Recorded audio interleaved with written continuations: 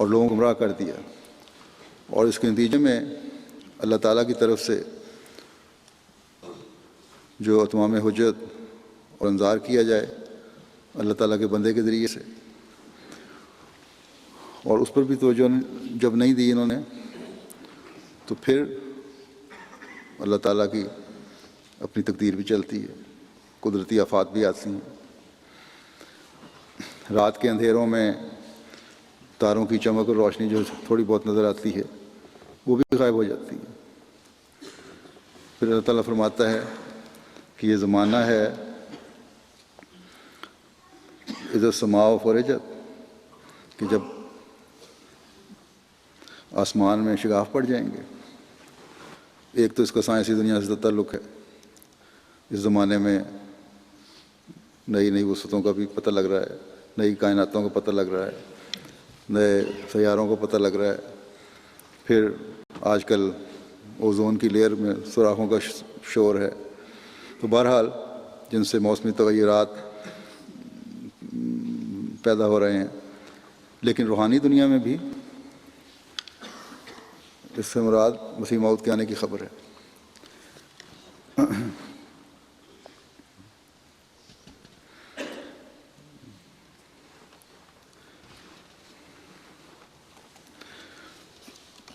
کیونکہ اس میں اللہ تعالیٰ کے جب ستارے مان پڑ جاتے ہیں جب علماء کے،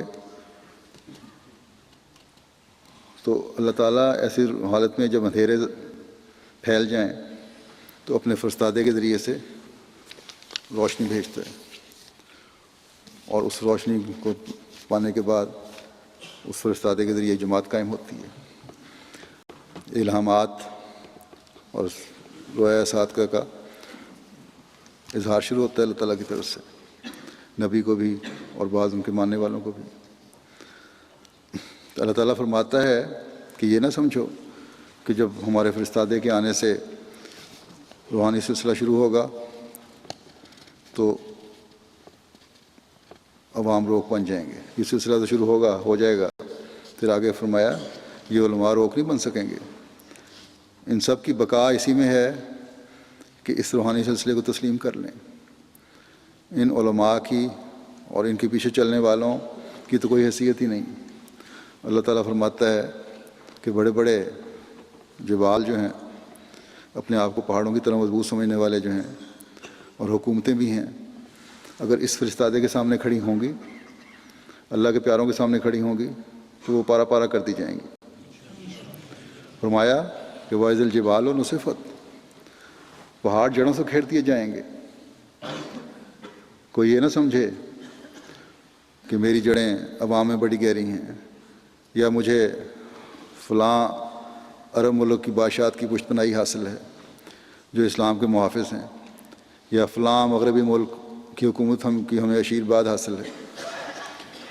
جب خدا تعالیٰ کے فرستادے اور اس کی جماعت کے مقابلے پر کوئی آئے گا تو نہ عوام کی حمایت کام آئے گی، نہ کسی کی دولت اور مدد کام آئے گی، نہ اپنے قبیلے کام آئیں گے۔ یہ اپنے زوم میں پہاڑوں کی طرح مضبوط جڑوں پر قائم ہیں۔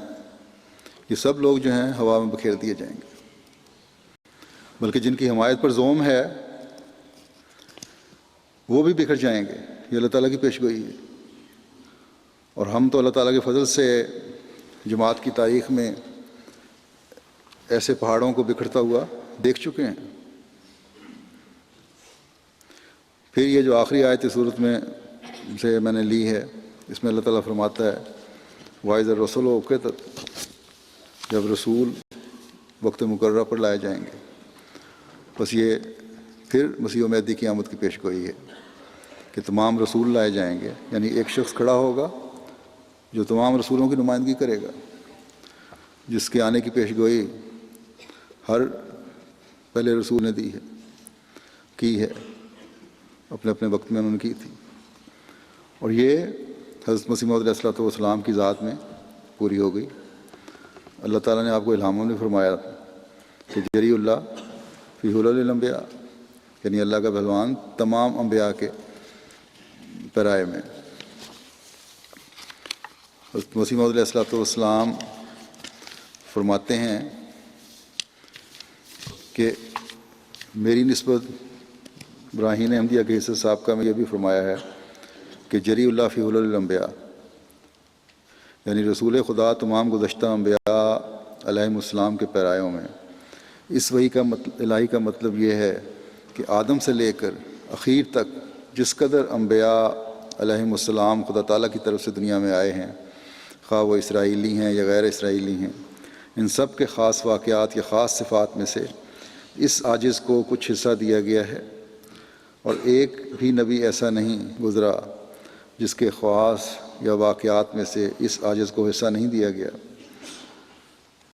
ہر ایک نبی کی فطرت کا نقش میری فطرت میں ہے، اسی پر خدا نے مجھے اطلاع دی، اور اس میں یہ بھی اشارہ پایا جاتا ہے کہ تمام انبیاء علیہم السلام کے جانی دشمن اور سخت مخالف جو عناد میں حد سے بڑھ گئے تھے، جن کو طرح طرح کے عذابوں سے ہلاک کیا گیا، اس زمانے کے اکثر لوگ بھی ان سے مشابہ ہیں۔ پس جو اگر ان کو ہلاک کیا گیا تو اب وہ سزائیں اب بھی آ سکتی ہیں، یہ انذار جو ہے وہ اب بھی قائم ہے۔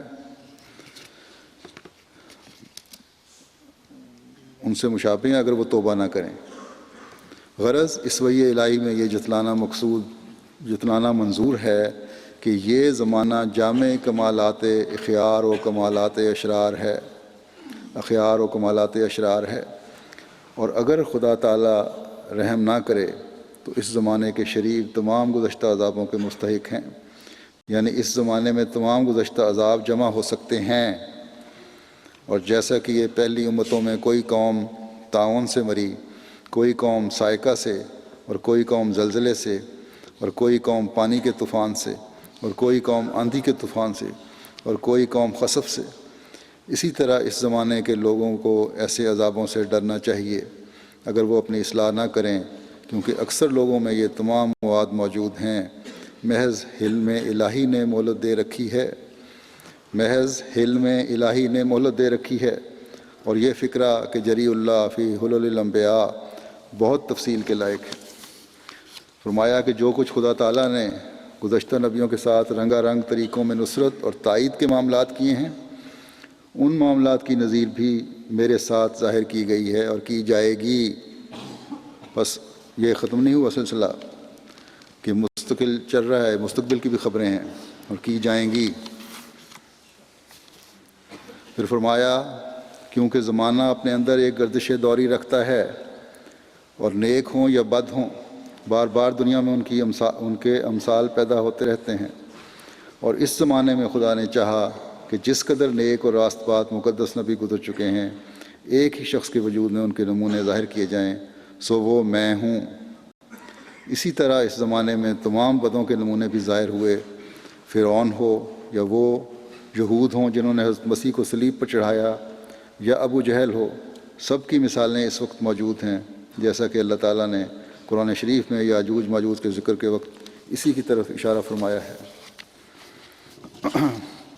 آپ تنبیہ کرتے ہوئے فرماتے ہیں کہ اے سونے والو بیدار ہو جاؤ، اے غافلو اٹھ بیٹھو کہ ایک انقلاب عظیم کا وقت آ گیا۔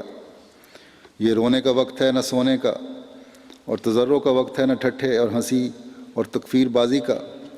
دعا کرو کہ خداوند کریم تمہیں آنکھیں بخشے تا تم موجودہ ظلمت کو بھی و تمام و کمال دیکھ لو، اور نیز اس نور کو بھی جو رحمت الہیہ نے اس ظلمت کے مٹانے کے لیے تیار کیا ہے۔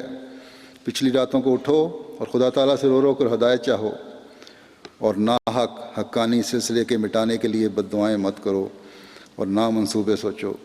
خدا تعالیٰ تمہاری غفلت اور بھول کے ارادوں کی پیروی نہیں کرتا، وہ تمہارے دماغوں اور دلوں کی بیوقوفیاں تم پر ظاہر کرے گا، اور اپنے بندے کا مددگار ہوگا، اور اس درخت کو کبھی نہیں کاٹے گا جس کو اس نے اپنے ہاتھ سے لگایا ہے۔ کیا کوئی تم میں سے اپنے اس پودے کو کاٹ سکتا ہے جس کے پھل لانے کی اس کو توقع ہے؟ پھر وہ جو دانا و بینا اور ارحم الراحمین ہے، وہ کیوں اپنے اس پودے کو کاٹے جس کے پھلوں کے مبارک دنوں کی وہ انتظار کر رہا ہے، جبکہ تم انسان ہو کر ایسا کام کرنا نہیں چاہتے؟ پھر وہ جو عالم الغیب ہے جو ہر ایک دل کی تہ تک پہنچا ہوا ہے، کیوں ایسا کام کرے گا؟ بس تم خوب یاد رکھو کہ تم اس لڑائی میں اپنے ہی اعضاء پر تلواریں مار رہے ہو، سو تم ناحق آگ میں ہاتھ مت ڈالو، ایسا نہ ہو کہ وہ آگ بھڑکے اور تمہارے ہاتھ کو بھسم کر ڈالے۔ یقیناً سمجھو کہ اگر یہ کام انسان کا ہوتا تو بتیرے اس کے نابود کرنے والے پیدا ہو جاتے۔ فرمایا، کیا تمہاری نظر میں کبھی کوئی ایسا مفتری گزرا ہے کہ جس نے خدا تعالیٰ پر ایسا افتراء کر کے کہ وہ مجھ سے ہم کلام ہے، پھر اس مدت مدید کے لیے سلامتی کو پا لیا ہو؟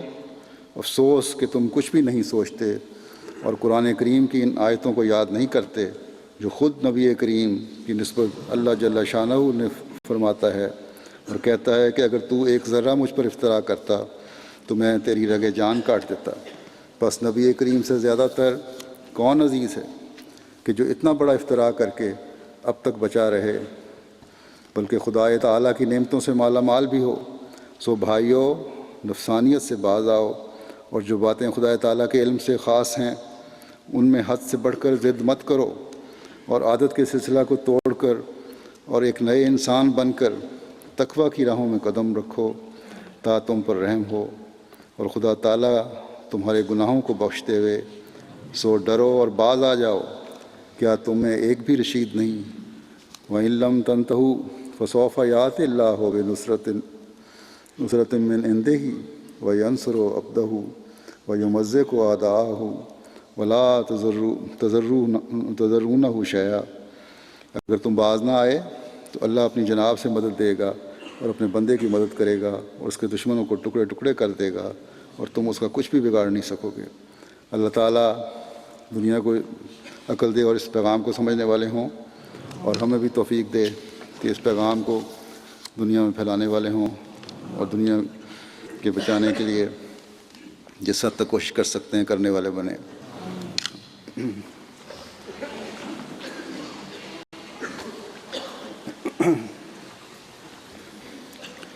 الحمد للہ نحمدہ ونستعینہ ونستغفرہ ونؤمن بہ ونتوکل علیہ ونعوذ باللہ من شرور انفسنا ومن سیئات اعمالنا،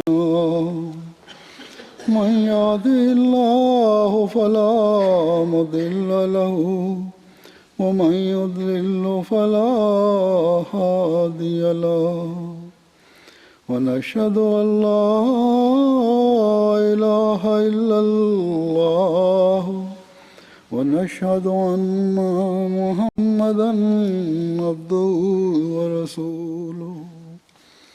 عباد الله رحمكم الله، إن الله يأمر بالعدل والإحسان وإيتاء ذي القربى وينهى عن الفحشاء والمنكر والبغي، يعظكم لعلكم تذكرون۔